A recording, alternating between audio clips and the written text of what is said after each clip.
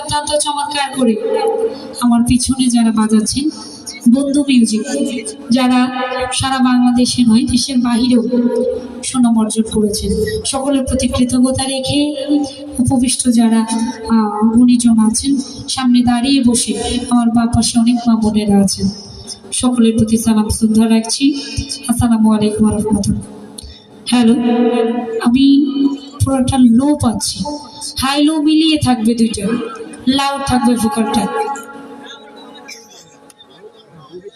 আমার কথা বলার টোনটা ধরা থাকলেও গানের টোনটা কিন্তু ক্লিয়ার থাকে সবসময়। ধন্যবাদ।